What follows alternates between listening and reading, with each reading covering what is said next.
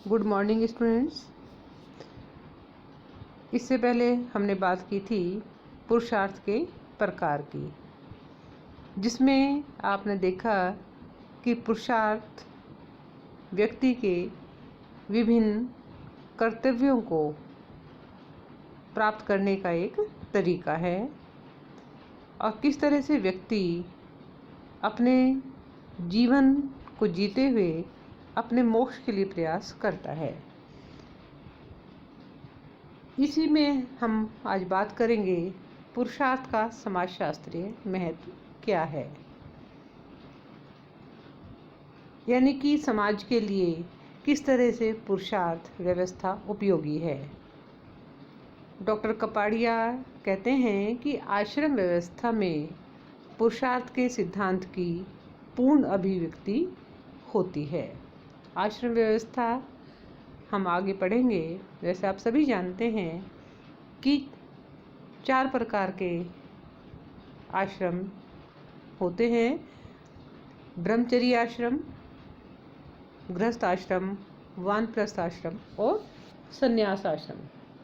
व्यक्ति के जीवन को 100 वर्ष उसकी आयु मानी गई है और उसको 4 भागों में 25-25 वर्षों में विभाजित किया गया है। 25 वर्ष ब्रह्मचर्य आश्रम के, 25 वर्ष फिर गृहस्थ आश्रम के और 25 वर्ष 50 से 75 तक वानप्रस्थ आश्रम के और 75 से 100 वर्ष संन्यास आश्रम के माने गए हैं, जिसमें व्यक्ति अपने कर्तव्यों को पूरा करते हुए अपने यानी कि पुरुषार्थों को पूरा करते हुए अपने मोक्ष के लिए प्रयास करता है। डॉक्टर प्रभु ने पुरुषार्थ को आश्रम व्यवस्था का मनोवैज्ञानिक नैतिक आधार माना है। पुरुषार्थ को मनोवैज्ञानिक आधार इसलिए माना गया है कि व्यक्ति धर्म, अर्थ और काम की पूर्ति के द्वारा मानसिक संतोष प्रदान करता है और जीवन का जो एक उसका मुख्य आदर्श है, उच्च आदर्श है, यानी कि मोक्ष, उसकी प्राप्ति के लिए वो आगे बढ़ता है। और पुरुषार्थ को नैतिक आधार मानने का कारण यह है कि यह व्यक्ति को मानवीय गुणों के विकास और धर्मानुकूल आचरण करने के लिए प्रेरित करता है, कर्तव्यों के पालन करने के लिए प्रोत्साहित करता है। पुरुषार्थ का जो सिद्धांत है वो हिंदू विचारकों की भारतीय समाज को एक अनुपम देन है, क्योंकि यह केवल भोगवाद की प्रवृत्ति की ओर व्यक्ति को अग्रसर नहीं करता, बल्कि उसे आध्यात्मिकता की ओर भी बढ़ने को प्रोत्साहित करता है। और पुरुषार्थ का जो सिद्धांत है जीवन के प्रति एक समन्वित और व्यापक दृष्टिकोण अपनाया गया है।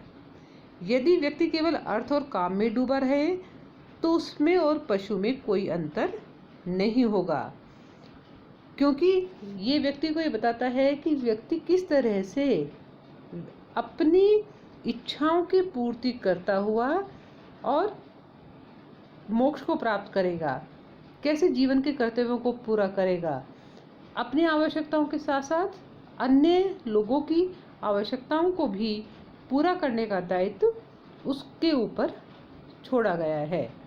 पुरुषार्थ का सिद्धांत का समाजशास्त्रीय महत्व इस दृष्टि से है कि यह व्यक्ति और व्यक्ति के बीच, व्यक्ति और समूह के बीच संबंधों को संतुलित करता है। और यदि व्यक्ति अपने को ही सब कुछ मान ले और अन्य व्यक्तियों या समाज की बिल्कुल चिंता ना करे तो जन कल्याण नहीं हो सकता, समाज का कल्याण कभी भी नहीं हो सकता, समाज प्रगति की ओर नहीं बढ़ सकता। तो व्यक्ति का जीवन केवल अपने लिए नहीं बल्कि सबके लिए है और ये मनुष्य की पशु प्रवृत्तियों का सामाजिकरण करता है, उसकी जो राक्षसी प्रवृत्तियां हैं उनको नियंत्रित करता है और इस लोक और परलोक के बीच एक समन्वय स्थापित करता है। जिसे हम देख सकते हैं कि ये संबंधों को संतुलित करता है। क्योंकि यदि व्यक्ति अपने को ही सब कुछ मानता है, अन्य व्यक्ति या समाज की चिंता ना करे, बिल्कुल ना करे, तो समाज का कल्याण कभी भी नहीं हो सकता, समाज की प्रगति नहीं होगी। प्रभु ने बताया कि पुरुषार्थ व्यक्ति और समूह के बीच किस प्रकार के संबंध होने चाहिए, और व्यक्ति और समूह के बीच जो संबंध हैं वो समाज की प्रगति के लिए आवश्यक हैं। दूसरा, पुरुषार्थ के द्वारा ही समाज का कल्याण होता है या सामाजिक कल्याण ये करता है। धर्म का पुरुषार्थ के रूप में इस दृष्टि से महत्व है कि यह काम और अर्थ को नियंत्रित करता है, यानी कि व्यक्ति केवल काम का उपयोग या अर्थ का उपयोग जो है वो अपनी इच्छाओं की संतुष्टि और आवश्यकताओं की पूर्ति के लिए करे। काम और अर्थ जीवन का परम लक्ष्य नहीं है, बल्कि एक साधन है। किसका साधन है? मोक्ष को प्राप्ति का। धर्म एक पुरुषार्थ है जो व्यक्ति को अपने कर्तव्यों के पालन की प्रेरणा देता है, उसे गलत मार्ग पर जाने से रोकता है।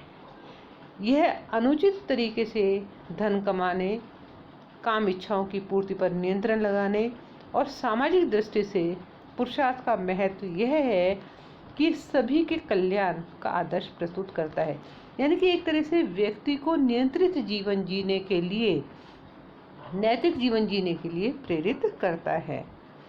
अर्थ का एक पुरुषार्थ के रूप में महत्व यह है कि यह व्यक्ति और समाज दोनों की सुख समृद्धि की दृष्टि से आवश्यक है, क्योंकि बिना पैसे के ना व्यक्ति की आवश्यकता पूरी हो सकती, ना समाज की हो सकती, ना सुखों का विकास हो सकता, ना समृद्धि हो सकती। जैसे आपको बताया था, निर्धनता या दरिद्रता जो है वो अभिशाप माना गया है, क्योंकि एक निर्धन व्यक्ति ना अपनी आवश्यकता पूरी कर सकता है और ना ही अपने आश्रित लोगों का पालन पोषण कर सकता है। समाज के आर्थिक विकास योगदान में भी कोई योगदान वो नहीं दे सकता, क्योंकि कोई भी व्यक्ति दूसरे के लिए तभी कुछ कर सकता है जब पहले वो अपनी आवश्यकताओं को पूरा कर ले, उसके पास में कुछ देने के लिए हो। समाज के आर्थिक विकास में योगदान देने के लिए व्यक्ति का सक्षम होना जरूरी होता है। व्यक्ति के द्वारा उद्यम के बिना समाज का आर्थिक विकास कभी भी नहीं हो सकता, और आर्थिक विकास के अभाव में समाज शक्तिशाली नहीं बन सकता।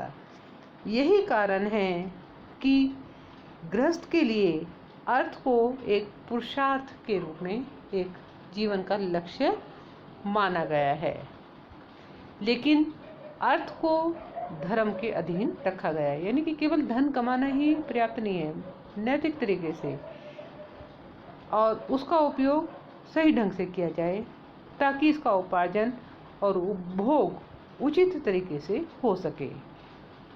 तीसरा, काम का महत्व इस दृष्टि से है कि इस पुरुषार्थ के माध्यम से संतानोत्पत्ति होती है, वंश परंपरा चलती रहती है, समाज की निरंतरता बनी रहती है और सांस्कृतिक परंपराएं पीढ़ी दर पीढ़ी हस्तांतरित होती हैं। काम पुरुषार्थ के द्वारा ही व्यक्ति पितृऋण, ऋषि ऋण या जो उस पर ऋण है उनसे मुक्त हो पाता है, अपने धार्मिक दायित्वों को निभा पाता है। उसके अलावा काम व्यक्ति के कलात्मक या सृजनात्मक प्रवृत्तियों के विकास का भी अवसर प्रदान करता है। जैसे आपको बताया, कला है, संगीत है, नृत्य है, ये सब जो है काम के द्वारा ही इनकी पूर्ति होती है। काम व्यक्तित्व के निर्माण में एक महत्वपूर्ण भूमिका निभाता है, उसे मानसिक संतुष्टि प्रदान करता है, उसकी इच्छाओं की पूर्ति होती है तो शारीरिक संतुष्टि और मानसिक संतुष्टि उसे जीवन में होती है, और मोक्ष को जीवन का अंतिम लक्ष्य माना गया है। धर्म, अर्थ, काम को इसी लक्ष्य की प्राप्ति का साधन माना गया है, यानी कि असली लक्ष्य क्या है? मोक्ष प्राप्त करना। और वो कैसे प्राप्त होगा? जब हम धर्म, अर्थ और काम की पूर्ति करेंगे। इन कर्तव्यों को पूरा करके ही हम मोक्ष प्राप्त कर सकते हैं।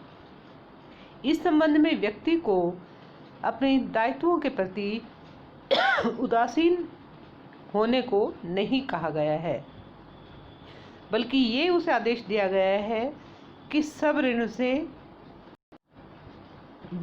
ऋण से मुक्त होने पर ही व्यक्ति को मोक्ष प्राप्ति का प्रयत्न करना चाहिए।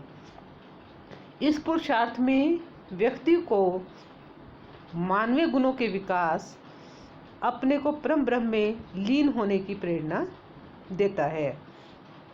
मनु ने लिखा है कि मानवता का कल्याण धर्म, अर्थ और काम की संतुलित समन्वय में है।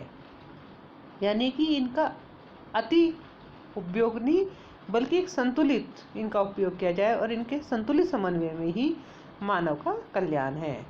कुछ कहते हैं मनुष्य का हित धर्म और अर्थ में है, कुछ कहते हैं कि यह केवल धर्म में है, जबकि दूसरे इस बात पर जोर देते हैं कि इस पृथ्वी पर केवल अर्थ ही मनुष्य का प्रमुख हित है। लेकिन सही स्थिति यह है कि मनुष्य का हित या कल्याण इन तीनों के संतुलित समन्वय और उपभोग में है। अगर केवल हम धर्म का ही प्रयोग करेंगे या केवल अर्थ में ही लीन हो जाएंगे या काम में ही लीन हो जाएंगे, तब हित व्यक्ति का पूरा नहीं होगा, केवल वो स्वार्थ सिद्धि होगी। अतः सभी पुरुषार्थों का अपना अपना महत्व है और ये परस्पर संबंधित हैं। किसी भी एक पुरुषार्थ पर आवश्यकता से अधिक जोर देकर जीवन का संतुलित विकास नहीं किया जा सकता। संसार में शायद ही कहीं कोई ऐसी व्यवस्था रही हो जो इस लोक और परलोक में एक सुंदर समन्वय स्थापित करती हो जितनी कि भारत में है। और पुरुषार्थ सिद्धांत उसी के अंतर्गत आता है, जो व्यक्ति और समाज के दायित्वों को इस प्रकार निर्धारित करता है कि वो जीवन के उपभोग के साथ साथ इसका त्याग की बात भी सोचे, अपने मोक्ष के लिए भी प्रयत्न करे, जो उसके जीवन का अंतिम या अभिष्ट लक्ष्य माना गया है। धन्यवाद।